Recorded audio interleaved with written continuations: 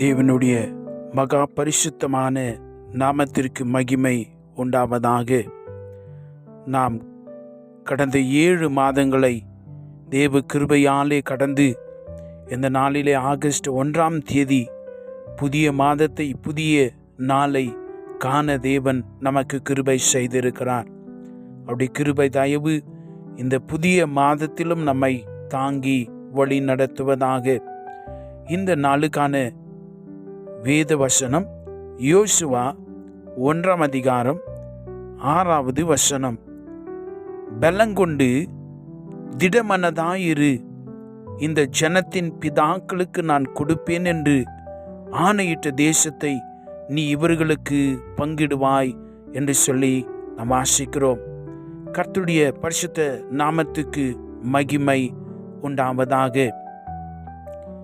ஒருவேளை யோசுவாவாக இருக்கட்டும், தானியேலாக இருக்கட்டும், இயேசு கிறிஸ்துவனுடைய சீஷர்களாக இருக்கட்டும், அப்போஸ்தலனாகிய பவுல், இவர்கள் எல்லாருக்குள்ளும் ஒரு ஒற்றுமையை நாம் கவனிக்க முடியும். ஒரு விஷயம் என்னவென்று சொன்னால், அவர்கள் எல்லாம் தேவனுக்கு மிக அர்ப்பணிப்போடு தேவனை சேவித்தார்கள். அதுக்கு அதிகமாய் அவர்கள் அனைவருக்கும் மிகுந்த தைரியம் இருந்தது. அவர்கள் தைரியமாகவே இருந்தார்கள். உதாரணமாக, இஸ்ரவேல் தேசத்தை வாக்குத்தத்தம் பண்ணப்பட்ட அந்த இடத்திற்கு அழைத்து செல்ல யோசுவாவை தேவன் அழைத்தார்.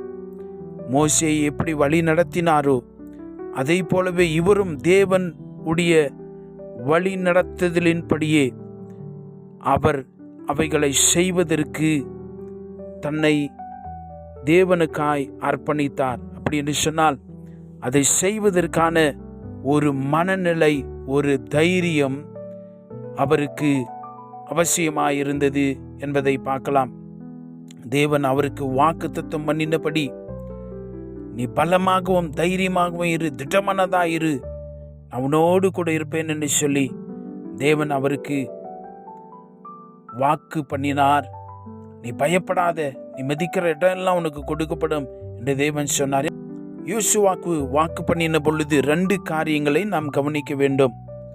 ஒன்று, தேவனாகிய கர்த்தர் அவர்களோடு கூட இருப்பார் என்று சொல்லி அவர் வாக்கு பண்ணியிருந்தார்.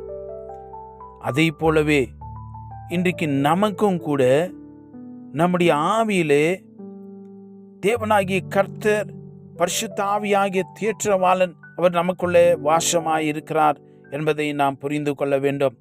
2வது, தேவனுடைய சமூகம் உங்களுக்கு முன்பாக செல்லும் என்று தேவன் வாக்கு பண்ணியிருந்தார்.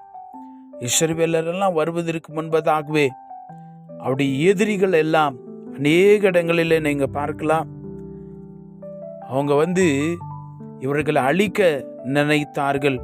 ஆனால் தேவனாகிய கர்த்தர், என்னுடைய வார்த்தைகளுக்கு நீங்கள் கீழ்ப்படிந்தால் நீங்கள் ஜெயத்தை காண்பீர்கள் என்று சொல்லி அவர்களுக்கு ஜெயத்துடனே வழி நடத்தினார்.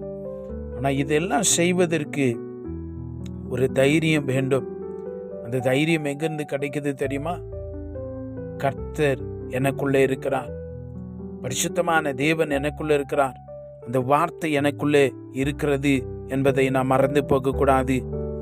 இந்த 2 காரியங்களை வைத்து அவர்கள் எல்லா எதிரிகளிலிருந்தும் ஜெயத்தை பெற்றுக்கொண்டார்கள். எனக்கு அன்பான தேவனுடைய பிள்ளைகள், இந்த புதிய மாதத்திலும் கூட தேவனாகிய கர்த்தர் உங்களுடைய ஒவ்வொரு நாளிலும் அவர் உங்களோடு கூட அவர் இருக்கிறார்.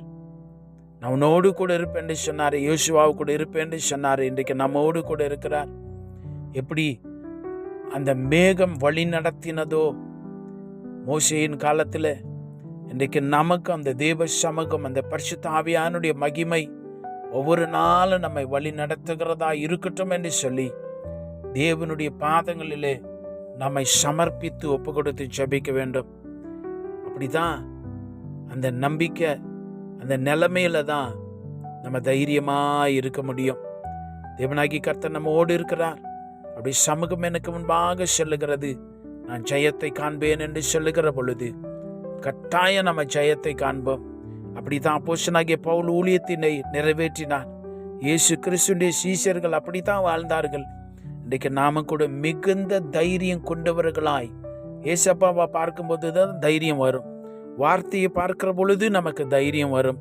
நம்ம ஏசப்பாவையே நோக்கி பார்ப்போம். நாம் ஜெபிக்கலாம். மகா பரிசுத்தமான பிதாவே, இந்த நாளில் நம்முடைய வார்த்தைகளுக்காய் நன்றி சொல்லுகிறோம் தகப்பனே. உடைய மேலான இரக்கங்கள், கிருபைகள் இந்த புதிய மாதத்தில் நம்முடைய பிள்ளைகளை வழி நடத்த வேண்டுமாய் ஜெபிக்கிறோம். நீர் எங்களோடு கூட இருக்கிற இம்மானுவேலராய் இருக்கிறீரே.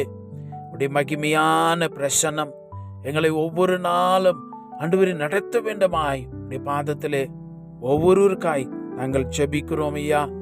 இந்த நாளிலும் ஈசப்பா, நான் இந்த மாதத்திலே என்ன செய்வேன், என் தேவைகள் என்ன ஆகும் என்று சொல்லி கலங்கி நிற்கிற நம்முடைய பிள்ளைகளுக்கு தயவு பாராட்டி பரலோகத்தின் தேவன் இரக்கம் செய்வீராக.